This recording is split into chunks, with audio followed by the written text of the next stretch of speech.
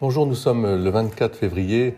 Nous continuons un petit peu cette semaine, un préparatoire, on pourrait dire, au carême, parce que les évangiles, je dirais, et la parole de Dieu que nous lisons, nous responsabilisent davantage, donnent un regard plus profond, plus sérieux sur la destinée humaine.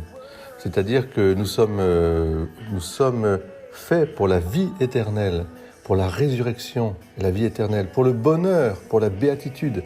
Et pour conquérir ce bonheur éternel avec la grâce de Dieu, eh bien ici-bas, nous avons aussi à lutter contre tout ce qui nous détourne de ce chemin.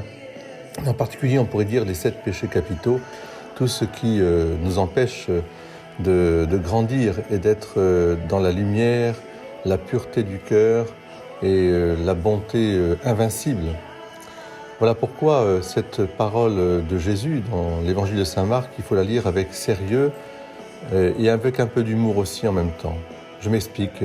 En ce temps-là, Jésus disait à ses disciples « Celui qui vous donnera un verre d'eau au nom de votre appartenance au Christ, amen, je vous le dis, ne restera pas sans récompense. » Et alors j'avais un bon prêtre qui me disait « Mais alors si le Seigneur nous dit ça pour un verre d'eau, qu'est-ce que ce sera pour un bon verre de Gigondas ou de Châteauneuf-du-Pape ?»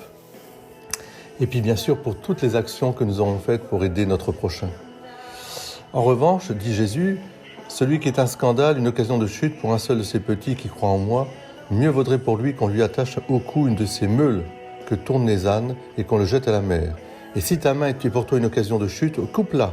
Mieux vaut pour toi entrer en manchot dans la vie éternelle que de t'en aller dans la géhenne avec tes 2 mains, là où le feu ne s'éteint pas.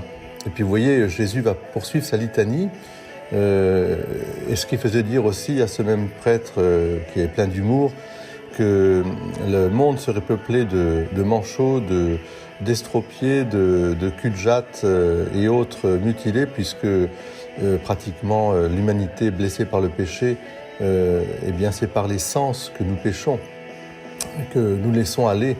Des sens ne sont pas mauvais en soi, mais notre volonté les incline à faire du mal.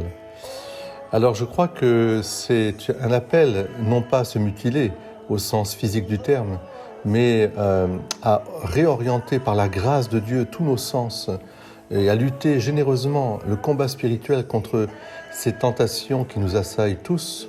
Personne n'est exempt de ces tentations.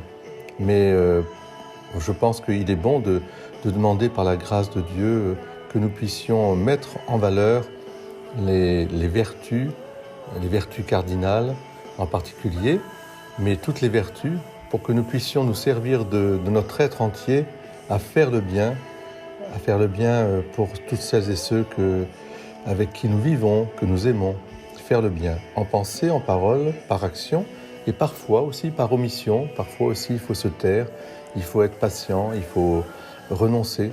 Voilà, omission c'est ça.